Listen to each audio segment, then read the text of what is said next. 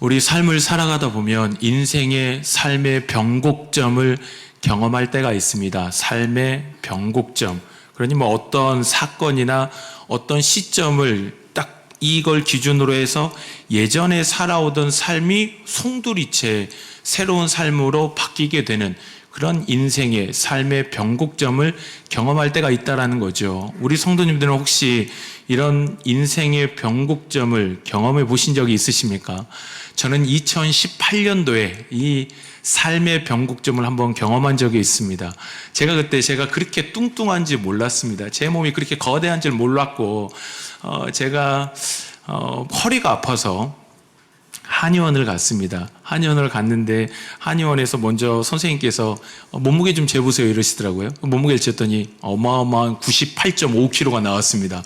제가 골격이 꽤 있습니다. 그래서 여기서 살이 찌면 진짜 딱 밖에 나가면 이렇게 길이 딱 갈라질 수 있는 이런 엄청난 위화감을 가진 게 제 몸인데 98.5kg였으니 아마도 유학했을 때 안영주 목사님하고 고기를 너무 많이 먹은 것 같습니다. 여하튼 고기를 막 먹다 보니 제 몸이 근데 그렇게 살이 찐지를 몰랐어요. 몰랐는데 허리가 아파서 한의원을 간 거거든요. 한의원을 갔는데 이제 다 가보셔서 침을 맞아 보셨죠. 침 맞을 때 이렇게 이제 누워 있지 않습니까? 천 하나를 이제 가름막으로 하고 제가 옆에 누워 있고 옆에 다른 분이 누워 계신 것 같은데 선생님이 이제 저를 침을 놓으셔야 되는 거예요. 이 침을 놓아야 되는데 이제 선생님이 계속 뭘 만져줘야 놓지 마 이러시는데 뭘 만져줘야 놓지. 야 이게 제가 너무 창피한 겁니다. 더 창피했던 건 뭐냐면 옆에 아마 아주머니께서 계셨던 것 같아요. 누군지 모르죠. 이제 모르는데 우리 이제 우참패 있지 않습니까? 웃음을 참을 수 없어서 실패한 거. 그래가지고 이분이 어떻게 웃었냐면 확 못 웃으시니까 아닌데 여자분의 목소리라서 그냥 제가 추측해 보기로 아마 아주머니이시지 않을까. 제가 그 얘기를 딱 듣고 나서 제 몸을 보니 하나님의 성전이 아닌 거. 이미 우리 몸이 하나님의 성전이라 하지 않았습니까? 근데 제 몸은 성전이 아니에요. 주께서 오실 수가 없어요. 이게 뭘 이렇게 정비가 되고 뭐 이렇게 준비가 돼야 주께서 오시든지 말든지 할 건데 제 몸은 너무 그때 부끄럽게 너무 살이 쪄서 그때부터 이제 아내한테 선포를 합니다. 제가 아직도 정확히 기억합니다. 날짜까지는 모르겠지만 2018년도 8월 우리 아내한테 다이어트 하겠다라고 그렇게 결심하고 지금은 82.5 뭐 이렇게 나오는 것 같습니다. 얼마 전에 한번 재봤는데 요요가 한 번도 없이 눈빛들이 다들 저를 지금까지 살짝 무시한 눈빛이었는데 이 다이어트로 인해서 제 품격이 뭔가 높아져가는 뭐 그런 느낌이 들 정도로 이 다이어트가 힘들지 않습니까? 제 인생의 변곡점이 어쩌면 뭐 인생 전체가 바뀐 건 아니지만 제 몸의 변화가 있는 그 시점이 그때 한의사에게 이제 치료를 받으면서 있었던 일이었습니다. 우리 뭐 이건 비단 그냥 제 몸에 변화가 있었던 사건이었지만 우리 살다 보면 삶 자체를 송두리째 바꿔놓는 그런 사건들이 있습니다. 오늘 본문에 나오는 느헤미야는 오늘 본문의 사건을 통해서 삶이 완전히 달라집니다. 예전에 살던 삶이 오늘 딱 1장의 이 사건을 통하여 완전히 새로운 삶으로 살아가게 되는 그 사건이 등장하는 게 오늘 본문 1장이다라는 것입니다. 의미가 있는 건 이런 인생의 변곡점은 두 가지의 결과를 낳습니다. 그 변곡점을 통하여 회복의 역사를 시작하느냐 아니면 그 변곡점 때문에 삶이 더 쇠퇴하느냐라는 그 갈림길에 서는 게 인생의 변곡점이 가진 의미다라는 겁니다. 느헤미야는 이 인생의 변곡점 1장 때문에 자신의 삶을 회복시키고 가정을 회복시키고 더 나아가 이스라엘 온 민족을 회복시키는 그 회복의 역사를 일으키는 이 엄청난 변곡점을 경험하더라라는 것이죠. 그래서 저는 소망하기는 오늘 말씀을 읽으시면서 그냥 보시지 마시고 그냥 읽지 마시고 하나님 우리 가정에도 나의 삶에도 느헤미야에게 허락하셨던 이 회복의 변곡점을 이 회복의 역사를 나에게도 우리 가정에도 이 나라 이 민족에도 한국교회 안에도 그리고 우리에게 맡겨주신 하나드림 교회에도 이 은혜를 허락하여 주옵소서라는 그 마음의 사모함을 가지고 말씀을 함께 보았으면 좋겠습니다. 그래서 말씀이 부딪혀 올 때는 어떻게 하면 좋을까요? 아멘. 우리 한번 해보시겠습니까? 아멘. 아멘. 저는 아멘은 뭐 성격이 막 외향적인 사람이 하는 것이 아닙니다. 모든 하나님의 약속이 그리스도 안에서 예가 되나니 아멘한다. 그래서 예수 그리스도 안에서 모든 말씀이 성취될 걸 믿는 사람이 아멘. 그러니 오늘 같은 말씀은 선포될 때, 마음에 부딪힐 때 하나님 나의 복으로, 나의 은혜로, 우리 가정의 은혜로, 우리 교회의 은혜로, 이 나라 이 민족의 은혜로 하나님 허락해 주십시오 라는 그 간절함과 사모함으로 나아갈 때 우리에게 느헤미야에게 허락해 주셨던 그 회복의 역사를 우리에게도 동일하게 허락해 주실 줄 믿습니다. 그래서 그 은혜를 사모하며 우리 함께 말씀을 살펴보겠습니다. 먼저 오늘 본문의 중심에 서 있는 느헤미야는 1절 한번 보시겠습니까? 1절. 우리 1절 한번 읽어보겠습니다. 시작하면 시작. 하가랴의 아들 기스로월에 내가 수상궁에 있는데, 아멘 보시면 느헤미야의 말인데, 아닥사스다 왕 제20년 기스르월에 내가 수상궁에 있었다라고 말하죠. 그러니 지금 느헤미야가 있는 곳의 위치는 수상궁인 거고요. 그리고 11절 한번 보시겠습니까? 11절 맨 마지막 끝절을 보시면 이렇게 말씀하고 있습니다. 그때에 내가 왕의 술관원이 되었느니라 라고 말하고 있죠. 그러니까 오늘 본문의 중심에 서 있는 이 느헤미야는 우선은 수상궁에 있었던 겁니다. 수상궁 어디냐? 페르시아의 왕이 거주하는 궁입니다. 뭐 이게 워낙 오래된 일이라 학자들마다 견해가 다른데, 왕이 여름에 가는 궁이 있었고 겨울에 가는 궁이 달랐대요. 여하튼 뭐 이런저런 썰이 있는데, 여하튼 왕이 겨울에 가던 궁으로 알려진, 그러니까 시대는 페르시아 시대인 겁니다. 그리고 이 페르시아의 왕이 거주하는 수상궁의 술관원으로서의 직책을 가지고 있던 사람, 그 사람이 느헤미야였다라는 겁니다. 우리 화면을 좀 한번 보여주시겠습니까? 보시면 이 바벨론, 우리 잘 아시다시피 남유다와 북이스라엘로 나뉘어지게 되고, 북이스라엘은 주전 721년에 멸망하고 남유다는 바벨론에 의해서 3차 포로로 잡힘을 당하고 결국엔 주전 586년에 멸망하게 되어집니다. 그래서 보시면 바벨론이 3번 끌고 갑니다. 그러니까 바벨론은 식민지 정책이 끌고 가는 정책이었던 거죠. 근데 끌고 갔더니 막 이 문제가 많은 겁니다. 그래서 바벨론 다음의 시대가 어떤 시대냐면 페르시아 시대입니다. 이 페르시아를 개창한 이 고레스 왕은 주전 539년에 정책을 바꿉니다. 바벨론 때는 끌고 가는 정책을 폈다면 페르시아의 고레스 왕은 다시 니네 땅 돌아가라, 니네 땅 다 돌아가서 하고 싶은 거 해라, 단지 돌아가서 대들지 마라, 대들지 말고 세금 잘 내라, 요 2가지 하면 너네 건들진 않을 테니 다 돌아가라 해서 다시 포로 귀환 정책을 펴니다.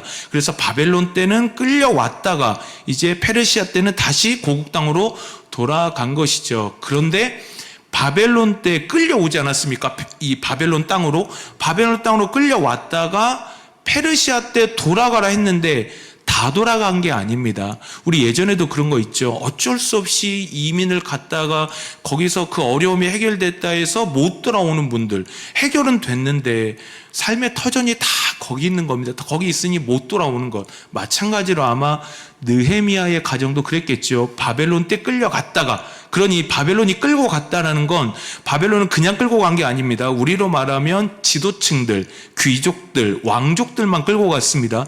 리더급에 속하는 사람들을 끌고 간 거죠.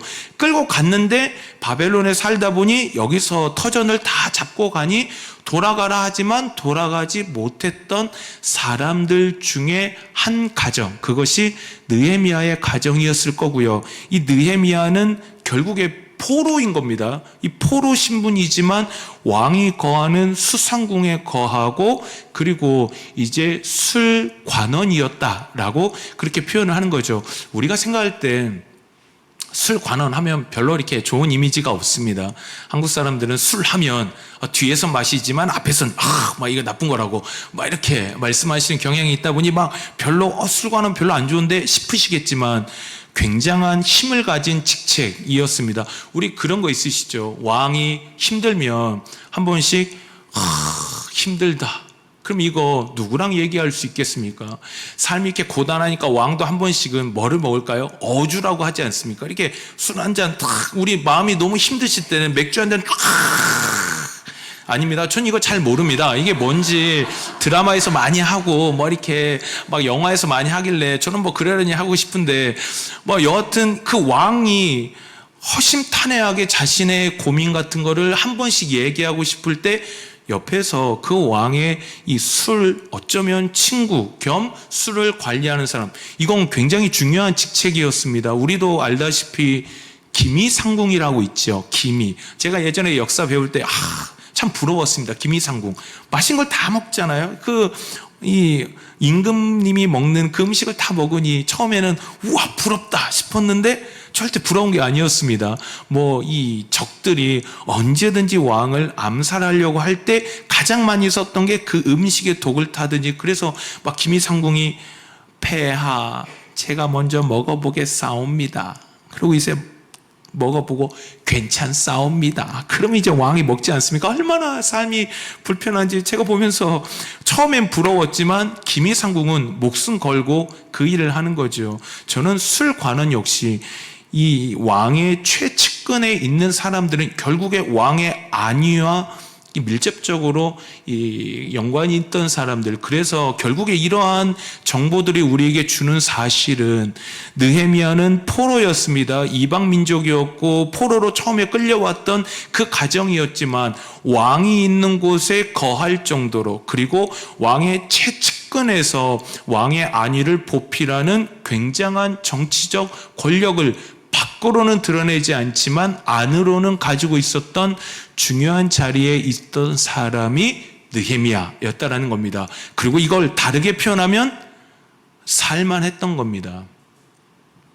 사는데 아무 문제가 없던 사람, 사는데 뭐 경제적으로요 뭐 걱정할 게 없습니다. 사는데 이것저것 뭐 고민할 것 없이, 그래도 남들이 볼 땐 우와 성공했다, 어떻게 끌려갔는데 저 정도 위치까지 올라갔어, 대단하네 라는 사람들의 이 신망을 얻을 수 있는 자리에 있었던 사람이 느헤미야였다라는 것입니다. 그런데 하나의 사건을 통하여 이 느헤미야의 삶에 변곡점이 생겨나고, 이 변곡점은 결국에 느헤미야의 한 사람의 개인의 삶, 그리고 더 나아가 이스라엘 전 민족을 변화시키는 이 회복의 역사를 일으키는 변곡점이 일어납니다. 그 사건이 2절과 3절입니다. 우리 한번 시작하면 본인의 성경책을 보시면서 2절과 3절을 한번 읽어보시면 좋겠습니다. 시작.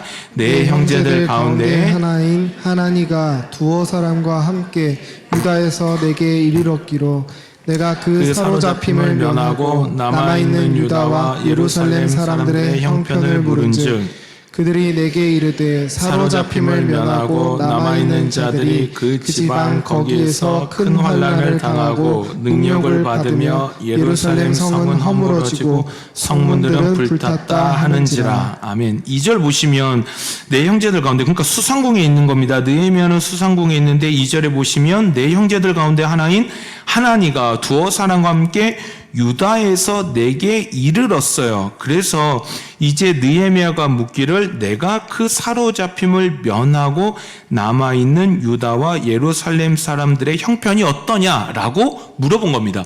유다에서 형제들이 왔고 어떻게 사는데, 내 동포들은, 내 동족들은, 나의 동역자들은 어떻게 사는데 라고 물어본 겁니다. 그랬더니 3절 그들이 내게 이르되 사로잡힘을 면하고 남아있는 자들이 잘 살 것 같았는데 그게 아니라 큰 환난 당하고 능력받고 예루살렘 성은 허물어지고 성문은 불탔다라고 그렇게 이야기를 들은 겁니다. 이 이야기를 지금 느헤미야가 듣고 나서의 반응이 4절입니다. 우리 4절을 같이 한번 천천히, 저 이거 외우셨으면 좋겠습니다. 암송하시면 좋겠습니다. 우리 천천히 4절을 한번 읽어보실까요? 시작. 내가 이 말을 듣고 앉아서 울고 수일 동안 슬퍼하며 하늘의 하나님 앞에 금식하며 기도하여. 아멘. 이 느헤미야가 수상궁에 있었고 술관원이어서 사는데 아무 문제 없었던 느헤미야가 소식을 들은 거죠. 고향으로부터 온 사람들이 말하기를 그 예루살렘 성에 있는 사람들의 삶이 어떠느냐? 잘 살 줄 알았는데 그게 아니라 환난당하고 능욕당하고 예루살렘 성은 회파당하고 완전 그 고난과 고통 속에 있더라 라는 것을 들은 겁니다. 느헤미야가 듣고 나서는 반응이 4절이죠. 4절에서 뭐라고 말하냐면 내가 이 말을 듣고 앉아서 울고 수일 동안 슬퍼하고 하나님 앞에서 금식하며 기도했더라. 이 4절에서 나오고 있는 여기 지금 앉아서라고 번역되어 있는 히브리어의 본래 의미는 앉은 겁니다. 그러니까 우리 그럴 때 있죠. 너무 황망한 사건을 경험하며 소식을 들으며 다리에 힘이 풀려서 주저앉아 버리는 것. 지금 느헤미야가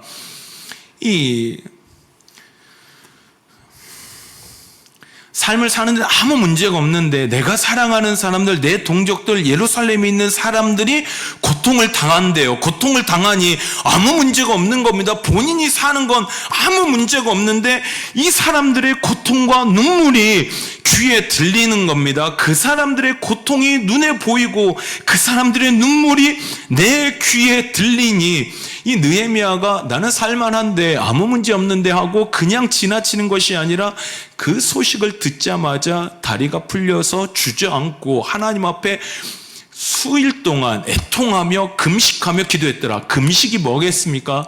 우리 성도님들 혹시 금식해 보셨습니까? 금식. 저는 개인적으로 금식이 제일 어렵습니다. 옛날에 금식 기도원 들어갔다가 도중에 뛰쳐나온 이 엄청난 교육자가 저이지 않겠습니까? 저는 밥을 굶으니 이게 은혜가 안 되고 주여 하는데 쓰러지겠더라고요. 그래서 그냥 속으로 난 잘 먹고 열심히 기도하자 싶어서 제가 월요일날 들어갔다가 목요일날 나온 경험이 있는데 저는 도저히 맞지 않았습니다. 근데 제가 금식을 유일하게 한 적이 있습니다. 하루 금식이 아니고요.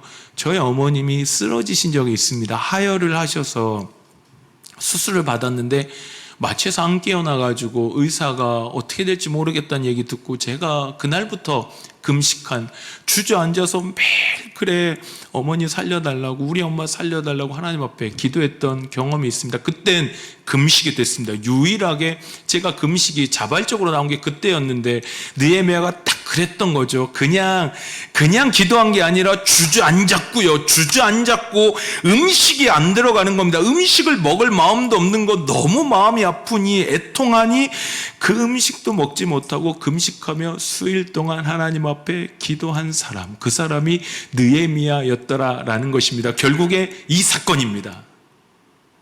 우리 회복의 역사, 어떤 가정이 회복되었대요, 어떤 교회가 회복되었대요, 어떤 민족이 회복되었다라고 하면 대단한 사건만 생각합니다. 우와, 하나님이 얼마나 대단한 사건을 일으켰길래 그 회복의 역사가 일어났냐라고 그렇게 말씀하시는 게 우리 보통 생각일 건데, 느헤미야가 일으킨, 느헤미야가 경험한 그 인생의 변곡점, 회복의 시작의 출발은 다른 대단한 기적이 아니라 뭘까요? 공동체를 사랑한 겁니다. 나에게 허락해 주신, 살만하다니까요. 아무 문제가 없죠. 내가 사는데 왕궁에 살고 있어요. 뭐가 문제겠습니까? 우리 집 연금 있고 돈 있고 집 있고 차 있는데 아무 문제가 없는데, 느헤미야는 내가 지금 괜찮은 게 문제가 아니라 나의 사랑하는 내 동역자들, 내 민족이 아프대, 환난 당하고 있대, 아프대,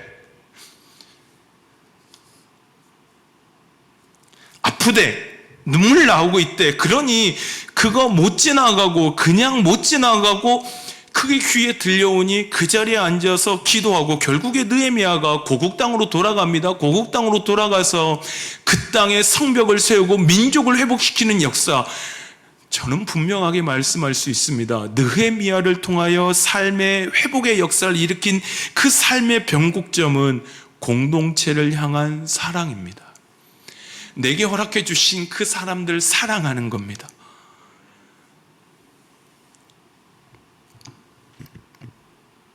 교회에서 봉사하시는 분들이 있지 않습니까? 교회에서 봉사하시는 분들, 어떤 분들이 봉사하실까요? 애들이 없대요. 지금 우리 게시판 보셨습니까? 예꼬. 이름이 너무 예뻐요. 예꼬. 우리 유치부는 예꼬래요. 예수님의 꼬마들. 그래서 예꼬. 너무 예쁘지 않습니까? 예꼬들, 그 애기들이 교사가 없대요. 그래서 딱 교사 모집 1명. 그러면 이걸 어떤 분들은 못 지나가는 겁니다. 못 지나가요.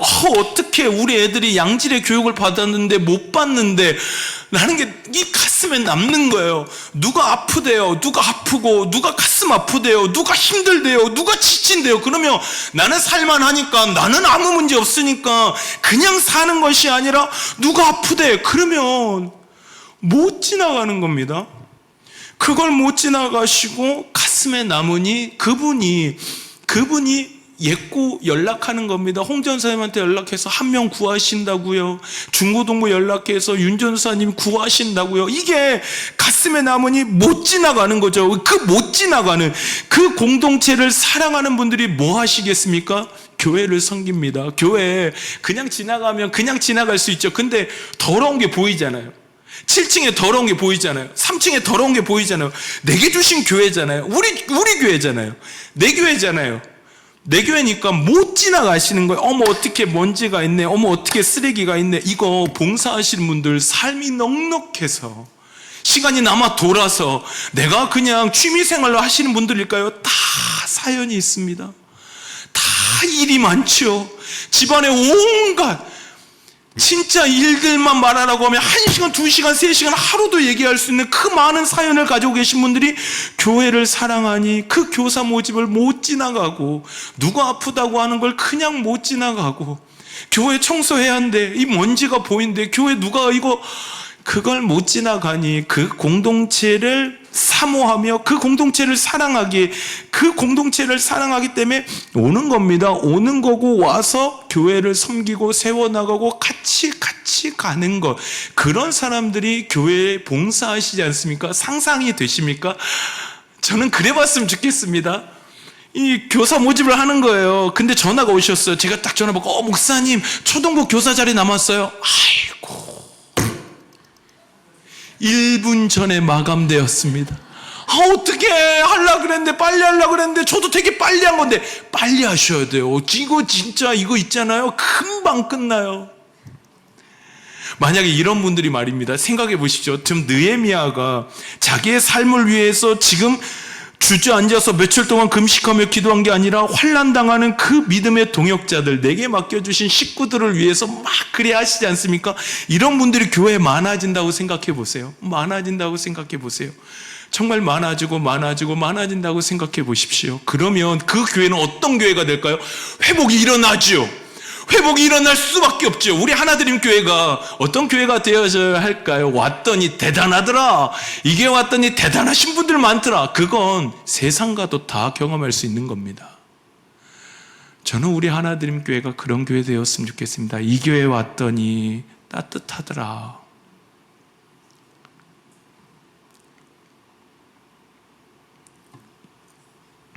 이 교회는 상처를 싸매주더라. 이 교회는 아픈 사람 그냥 못 지나가더라.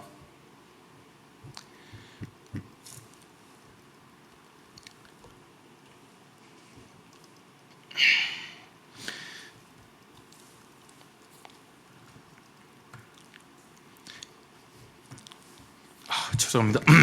이 교회는 그렇더라. 이 교회 오니까 참 좋으신 분들, 따뜻한 분들 많더라 라는 그런 고백, 그 고백이 나올 때 저는 교회가 교회다운 것이고 그런 분들이 모인 곳에는 이 느헤미야의 회복이 일어날 수밖에 없다라는 것이죠. 우리 갈라디아서 6장 2절 말씀입니다. 우리 같이 한번, 앞에 화면 있습니다. 같이 한번 읽어보시겠습니까? 시작. 너희가 짐을 서로 지라 그리하여 그리스도의 법을 성취하라. 아멘. 정말 놀라운 말씀이지 않습니까? 그리스도의 법을 성취한대요. 어떻게 성취한대요? 그리스도의 법이 뭐겠습니까? 사랑입니다. 우리 주님 보여주신 모든 사역은 사랑입니다. 사랑으로 시작해서 사랑 때문에 오셨지요. 사랑으로 안아주셨지요. 사랑 때문에 죽으셨습니다.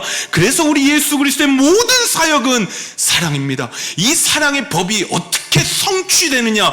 어떻게 성취라는 말이 뭘까요? 보이지 않는 추상적인 의미가 밖으로 드러나는 겁니다. 이 추상적인 개념이, 철학적인 개념이 현실로 드러나는 겁니다. 구체화되어지는 겁니다. 그 성취가 어떻게 일어나느냐? 서로 짐을 질 때다. 우리 맨날 고백하지 않습니까? 우리 믿음의 가족이고, 우리 서로 가족이고, 우리 주님 안에 가족이고, 우리 하나님께서 우리를 같이 만나게 해주셨고, 그 고백을 하지 않습니까? 그러니 그 사랑이 어떻게 드러날까요? 어떻게 드러나야 돼요? 그 추상적인 게 어떻게 드러나야 돼요? 서로 짐을 나눠질 때입니다. 서로 나눠지는 겁니다. 서로 지고, 힘드냐고, 손 떨리고 있으면 가서 한번 잡아주고 하는 겁니다. 그럴 때 어떻게 되느냐? 회복의 역사, 그 인생의 변곡점이 시작이 되고 회복의 역사가 그 공동체 안에 일어나더라라는 것이죠. 그래서 저는 요새 청년부가 너무 좋습니다. 제가 맡은 청년부가 너무 좋습니다.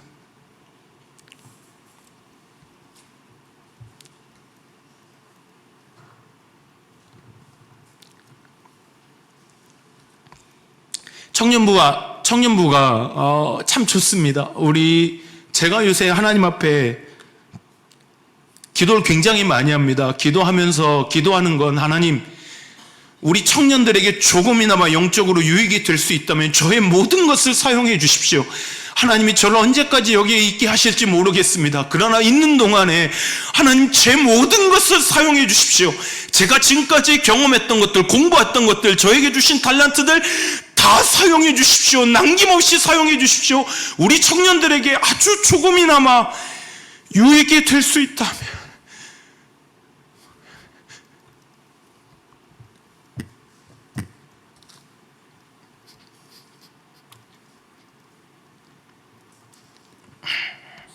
무엇이든 하겠습니다 라고 하나님 앞에 기도합니다. 요새 청년들이 예뻐 보입니다. 참 교육자가 웃기죠. 5개월 돼서 이런 고백을 하고 있으니 저도 참 어마무지한 교육자인 것 같습니다. 저희 청년들이 오후 2시에 예배 드립니다. 상상이 되십니까? 맨정신으로 버티기 어려운 오후 2시에 와가지고 청년들이 예배를 드립니다.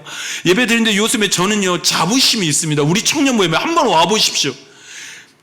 24, 5명의 청년들이 모여서 예배하는 예배의 자리이지만 예배 분위기만큼은 저는 어디에도 부럽지 않습니다. 우리 청년들 요새 열심히 예배 드립니다.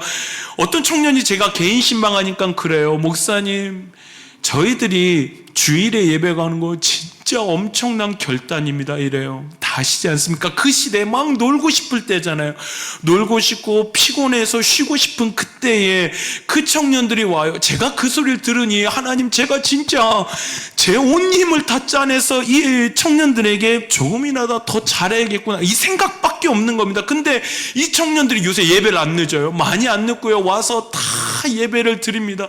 제가 신방하다 보면 언제 신이 나는 줄 아십니까? 신방하다 보면 목사님, 예배 때문에 요새 위로를 얻고 힘을 얻어요 라는 얘기를 들으면 막 즐거워요. 모르시겠지만 제가 너무 즐겁고 막 신나고 막 더 열심히 해야겠구나, 더 모든 걸 다 해내야겠구나, 이런 생각밖에 없는데, 제가 제일 이쁜 게 뭐냐면 요새 목장 모임이, 예전에도 청년부가 아름다웠지만 지금 우리 목장 모임이, 우리로 말하면 다락방이죠. 청년들이 1시간 모입니다.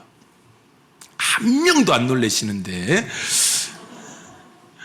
청년들이 참 이거 바쁘거든요. 바쁘고 공사 다 망하고 이것도 해야 되고 저것도 해야 될 게 많은데, 청년들이 1시간 동안 모여서 얘기해요. 1시간 동안 뭐 할까요?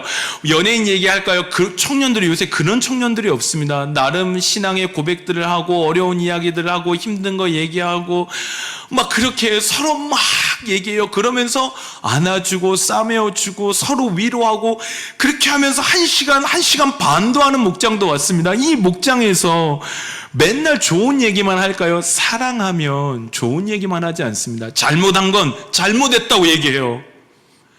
아니야 동생, 너 이렇게 하면 안 돼, 이렇게 해보자 라고 사랑하는 마음으로 권고하죠. 그래서 옳은 길로 인도합니다. 그리고 때론 지쳐서 힘들면 가서 안아줍니다. 안아주고, 우리 저번 주에 청년 한 명이 너무 어려운 일이 있어서 예배 시간에 우리 통성기도를 한 15분 20분 합니다. 저희는 매주 예배를 수련회처럼 하는 게 우리 청년부인데, 와서 그 청년을 가운데 놓고 온 청년이 모여서 그 청년을 안아주고 손을 얹고 위로해주는 기도를 우리 청년부에서 같이 하면서 참 예뻤습니다. 참 예뻤고, 이 청년부를 저 같은 사람이 맡을 수 있다는 게 영광이고 감사함이구나라는 고백을 몇 번이나 했습니다. 저는 부탁드리고 싶습니다. 저희 청년부를 위해서 기도해 주십시오. 기도해 주시는데 저는 꿈이 있습니다.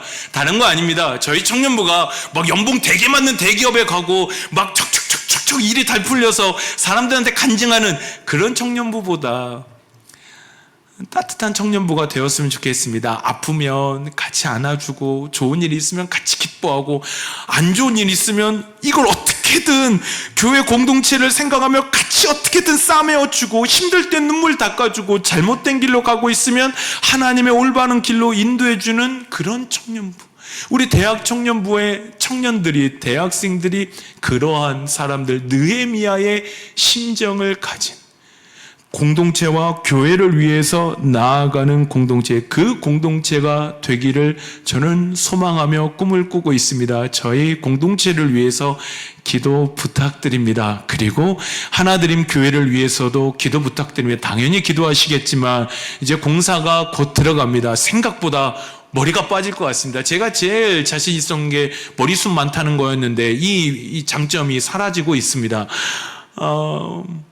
하나드림 교회가 다시 꿈을 꾸고 우리가 서로 섬기고 우리 하나드림 교회가 그러한 은혜의 공동체, 그래서 하나님이 원하시는 회복의 역사를 일으키는 주의 공동체, 그런 주의 공동체 되기를 주님의 이름으로 축원합니다. 그래서 한 사람 한 사람이 하는 겁니다. 한 사람 한 사람이 하고 한 사람 한 사람이 해서 같이 모이면 이런 아름다운 삶의 변곡점, 회복의 시작이 일어날 것입니다. 이 느헤미야가 공동체를 사랑해서 이 역사가 시작되고요, 이 역사가 구체화되어지는 것이 무엇이냐면 바로 4절에서 말하고 있는 것처럼 기도인 것입니다. 기도, 오직 기도.